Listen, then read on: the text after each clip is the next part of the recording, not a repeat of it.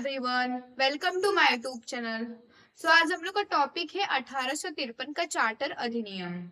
ये चार्टर अधिनियम का यहाँ से एंड होता है। इसके पहले क्या प्रावधान था कि हर एक 20 साल बाद चार्टर एक्ट आएगा, लेकिन इसके बाद अब कोई भी चार्टर एक्ट नहीं आएगा, यानी कि चार्टर एक्ट की समाप्ति यहीं से होती है। 1853 के अधिनियम से यहाँ से चार्टर एक्ट की समाप्ति हो जाती है। तो देखो, इसमें 1853 के चार्टर अधिनियम में भारत में ब्रिटिश शासन की प्रशासनिक व्यवस्था में कुछ इम्पोर्टेंट बदलाव किए गए हैं। तो आइए इसमें हम देखते हैं क्या क्या बदलाव किए गए हैं। तो चलिए देखते हैं क्या क्या बदलाव किए गए हैं।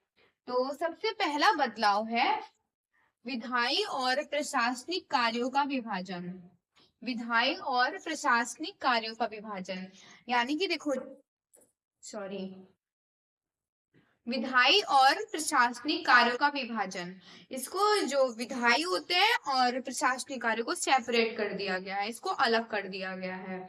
देखो, गवर्नर जनरल की परिषद में विधायी विधायी यानी कि कानून बनाना और प्रशासनिक यानी कि प्रशासन चलाना की प्रशासन चलता कैसे है, कार्यों को अलग किया गया। यानी कि विधायी और प्रशासनिक वो कार्यों को अलग कर दिया गया। इसमें एक ये मतलब इम्पोर्टेंट चेंजिंग यही था कि विधायी और प्रशासनिक व्यवस्था को अलग कर दिया गया, सेपरेट कर दिया गया। ये इसका पहला चेंजिंग था। अब दूसरा चेंजिंग क्या है? विधान परिषद की स्थापना। विधान परिषद की स्थापना, एक अलग विधान परिषद बनाई गई जिसमें 6 नए सदस्य जोड़े गए हैं, जिन्हें विधान पार्षद कहा गया। ये सदस्य विभिन्न प्रांतों के प्रतिनिधि थे। देखो, इसमें क्या था कि एक अलग विधान परिषद की स्थापना हुई। क्या हुई? एक अलग विधान परिषद की स्थापना हुई और जिसमें 6 नए सदस्य जोड़े गए। देखो, इसके पहले जो 1813 का चार्टर एक्ट था, 1813 के चार्टर एक्ट में कोर्ट ऑफ डायरेक्टर की संख्या कितनी होती थी? उनकी संख्या 24 होती थी। उनकी संख्या कितनी होती थी? 24 होती थी। लेकिन इस एक्ट में 1853 के एक्ट में 24 मतलब कोर्ट ऑफ डायरेक्टर की संख्या को 24 से घटाकर, यानी कि 24 से क्या घटाकर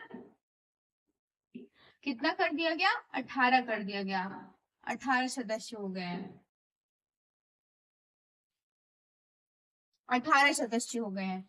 अब इसमें 18 सदस्य हो गए। अब जो 18 में जो 6 सदस्य हुए वो नॉमिनेटेड सदस्य होंगे, यानी कि उनको ब्रिटिश सरकार नामित करेगी।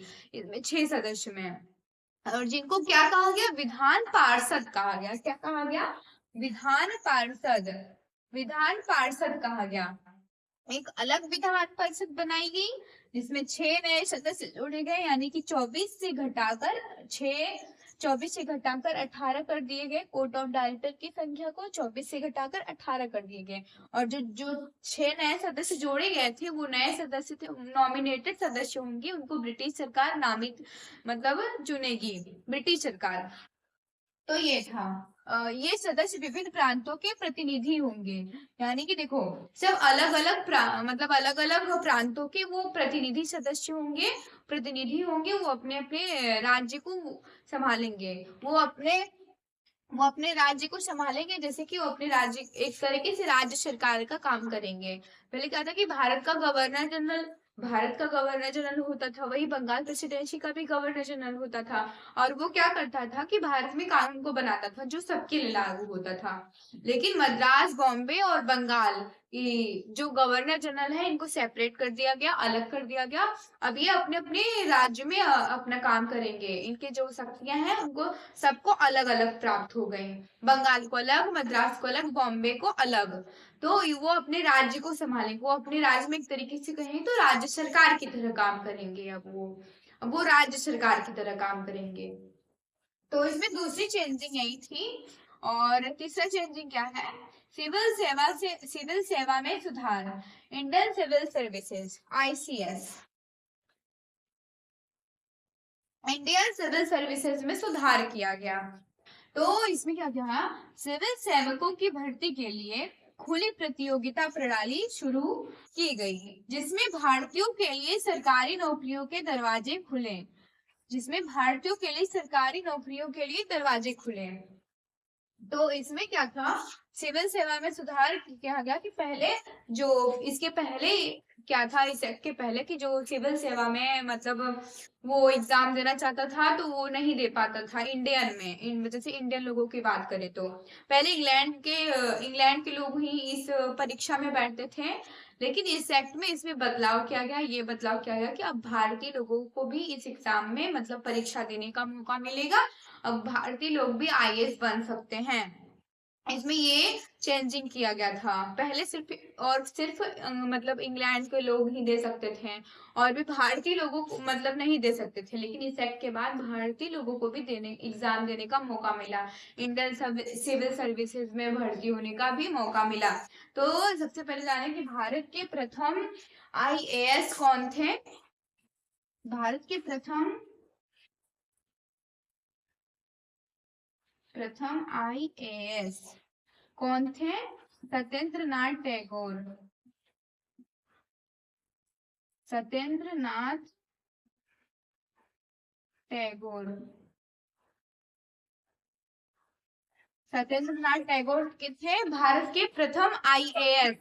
और ये जो 1863 में 1863 में इन्होंने आईसीएस यानी कि इंडियन सिविल सर्विसेज की परीक्षा पास की थी। ये भारत के प्रथम आईएएस थे सत्येंद्र नाथ टैगोर। और देखो इसमें एक बात और है कि ये जो मतलब 1853 का चार्टर एक्ट था, चार्टर अधिनियम था, इसमें एक बात और कही गई। देखो जो ईस्ट इंडिया कंपनी है वो चलती रहेगी, इस पे कोई निश्चित समय नहीं है। ईस्ट इंडिया कंपनी चलती रहेगी लेकिन इसमें कोई निश्चित समय नहीं है। उसको ब्रिटिश सांसद चाहे जब भी निरस्त कर सकती है, चाहे जब भी हटा सकती है। ब्रिटिश सांसद चाहे जब भी ईस्ट इंडिया कंपनी को मतलब निरस्त कर सकती है।